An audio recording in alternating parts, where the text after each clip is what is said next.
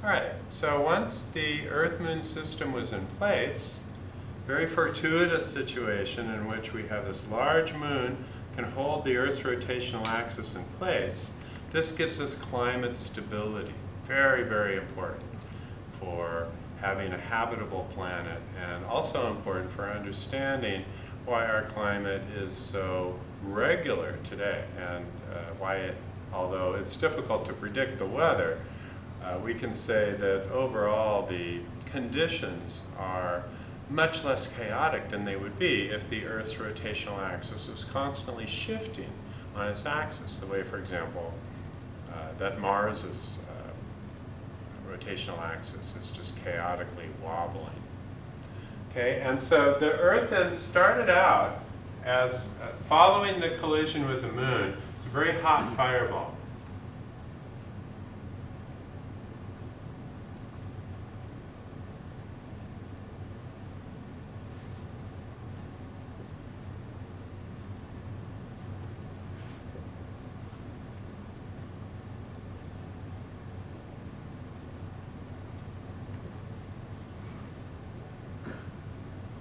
With liquid magma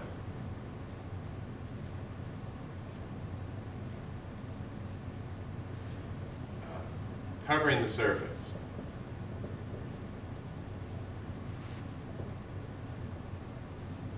We have just this very molten, hot surface. Amazing to think that the Earth is such a habitable place today. If you flew by the Earth in those days, you go, nope, doesn't look very habitable to me, let's move on. But this is the way that the Earth looked in those days. It slowly cooled.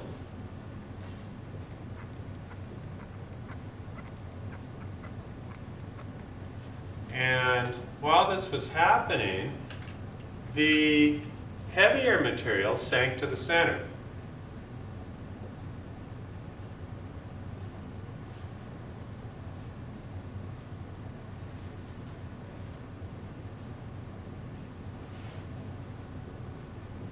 While the lighter rocky materials moved toward the surface.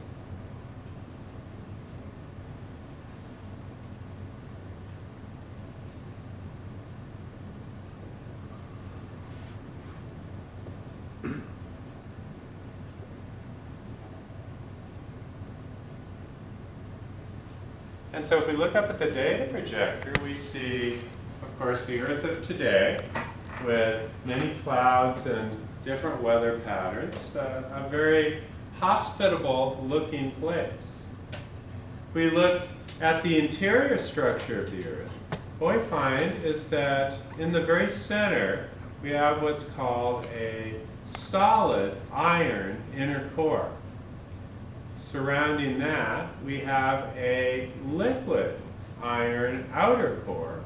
So this is just liquid metal, mostly, in the outer core, whereas it's more solid metal in the inner core.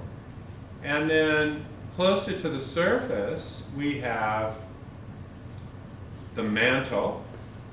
And so the mantle then is made of rocky material. And so that lighter rocky material tended to float up closer to the surface, whereas the heavier metals tended to sink down toward the center. And then on the very surface of the Earth, we had the crust. Okay, and so in these early times then, the water probably wasn't there.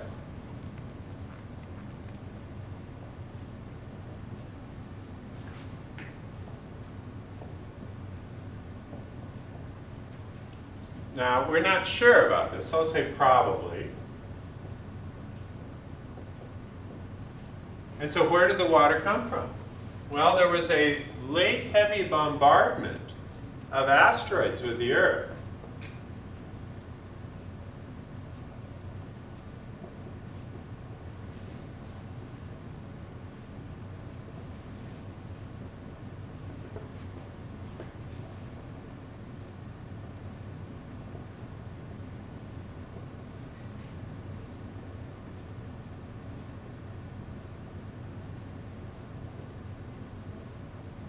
events happened about 4 billion years ago.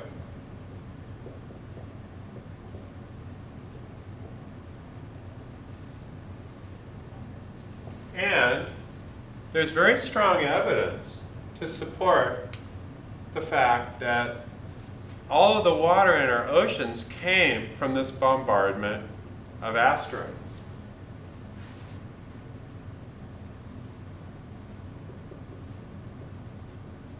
I'll say here probably, because we don't want to get too arrogant about this. There may be some updates to this as time goes on, but it appears this water was delivered to the Earth by special delivery by these asteroids.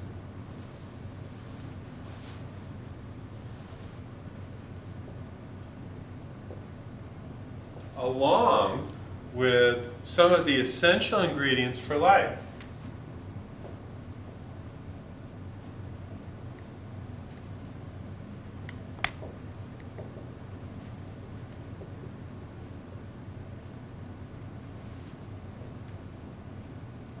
Called amino acids.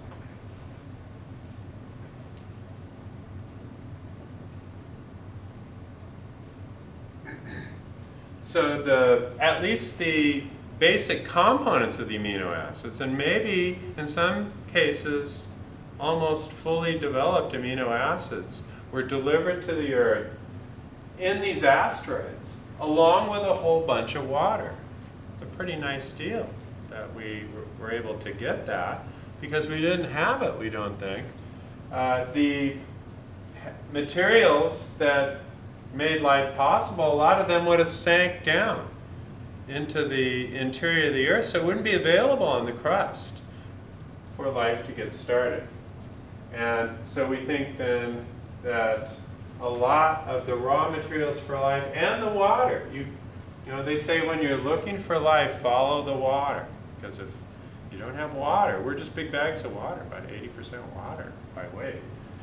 And so having water is critical to being able to develop life as we know it. Now, why are we interested in life? Well, as we'll see, life has altered the atmosphere.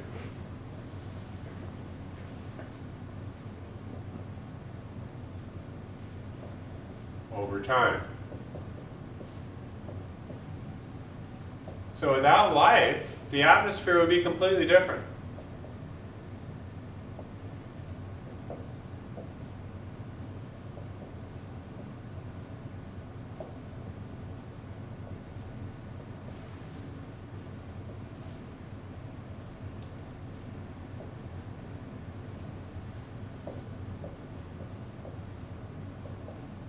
And I'll try to explain how that interaction between life and the Earth's atmosphere took place. So now, this is a pretty good deal for the Earth. The Earth has all of the basic raw materials. It's cooling more, so oceans start to form.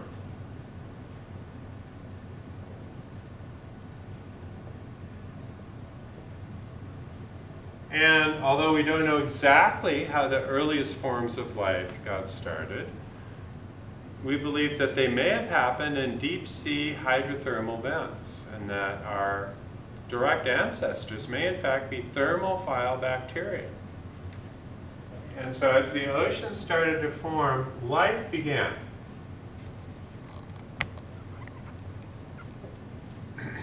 In very primitive forms.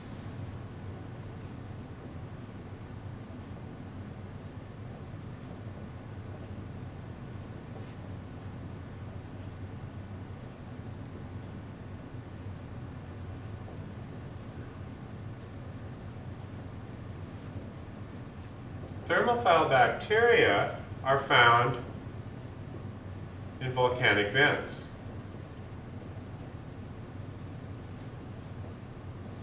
And so for life of today, you could imagine, say, one of us jumping down into a thermal vent with scalding water, and we would just be torn to shreds in less than a second. But in those early times, that very, very hot kind of an environment gave the thermophile bacteria the energy that they needed to survive. And there's very strong evidence to support the idea that we, in fact, are directly evolved from these thermophile bacteria. So as time went on, these early forms of life produced methane.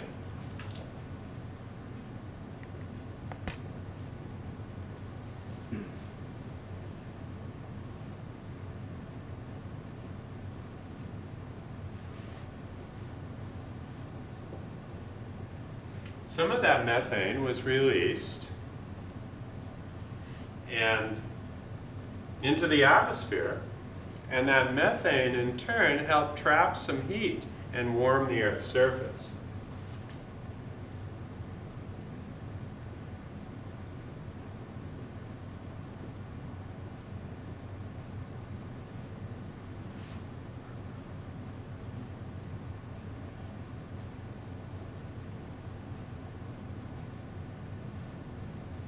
And we'll talk more about the greenhouse effect later, but this is kind of a greenhouse effect that we're talking about with methane. That's also something that we need to be aware of today, because there's still a lot of methane ice from this early time. As that methane ice evaporates due to global climate change, this can accelerate the rate at which the Earth is warming today. But in these early times, this methane is like natural gas. So when you cook up your dinner with gas, it's typically methane gas that you're using. Although propane is sometimes used, typically in a big city would be methane that would be used as the source of the heat for your fire. Was the food for these bacteria? Well, the food for the early forms of bacteria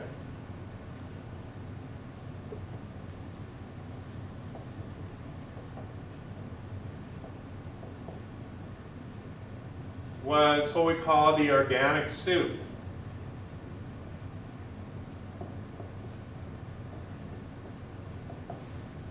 And that organic soup is just all of the different molecules that contain carbon that could be used as food.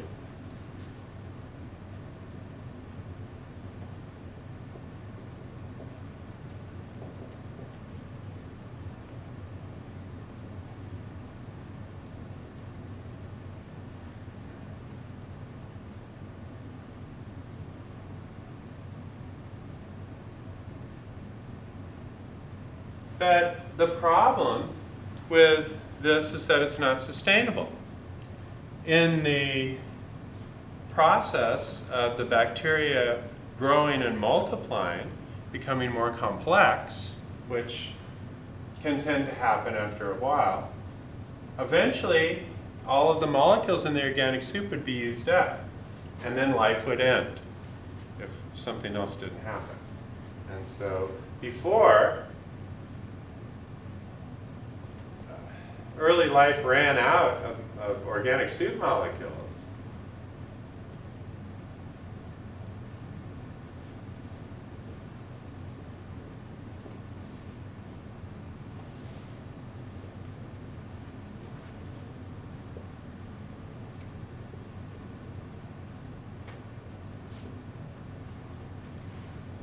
an amazing invention happened, and we're not sure exactly how this could have happened, because it's an extremely complex process. But a process called photosynthesis evolved.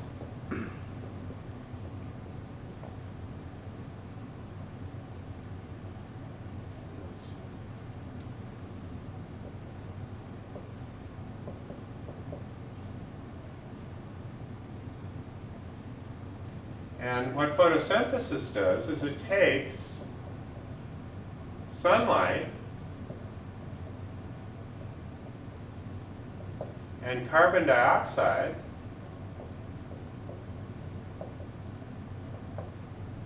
where did the carbon dioxide come from?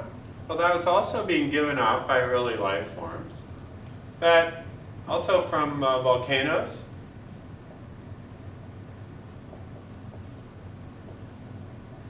Lots of volcanoes in those early days. So it takes carbon dioxide and sunlight and converts it into energy. So it's basically the early energy mechanism for plant life.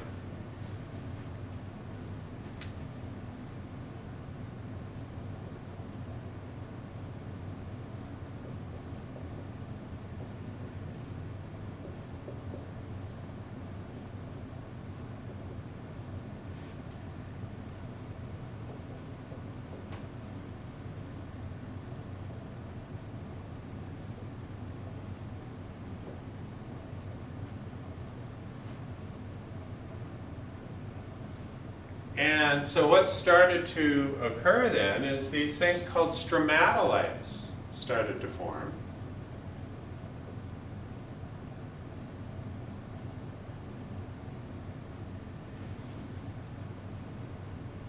That were colonies of blue-green algae.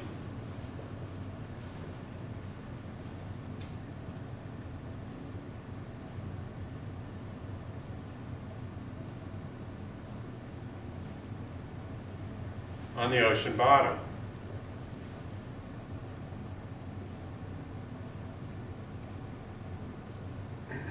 And they were large cone-like structures, like this. And what they would do is they would be solar powered, and some of them were actually above the surface. There were some places on that where land had poked up above the surface of the ocean. But most of these were found in pools of water, these stromatolites. And so what they would do is they would take sunlight and with carbon dioxide would convert that into energy to grow. And so they would grow into these huge cone-like structures. And an important thing is that they produced oxygen as a waste product.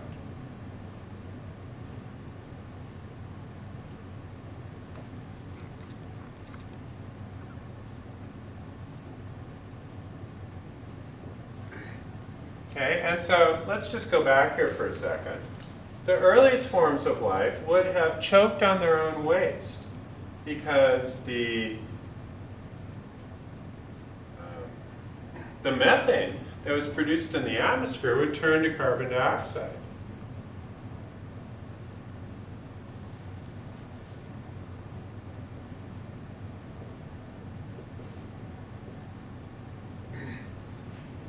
And so they would run out of food and choke on their own waste. Along comes photosynthesis to save the day, takes the waste product, which is carbon dioxide, from the breakdown of the methane gas, and with sunlight converts it into energy, but produces a new waste product, oxygen. Okay, and so the waste product from the early bacteria, the early forms of life, became the fuel that powered the early forms of life that eventually turned into the stromatolites, the blue-green algae.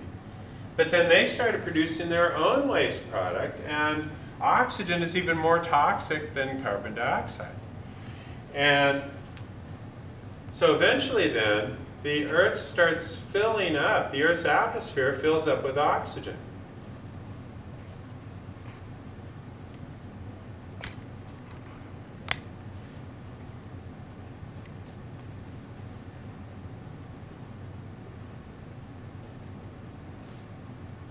And this is poisonous to these stromatolites.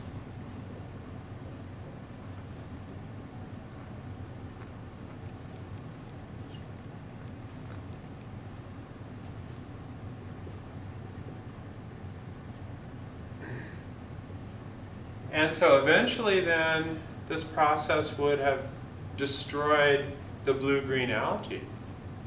Except that another amazing invention came along in which oxygen could be taken in, this poison could be taken in and used as an even more potent source of energy for even more advanced forms of life.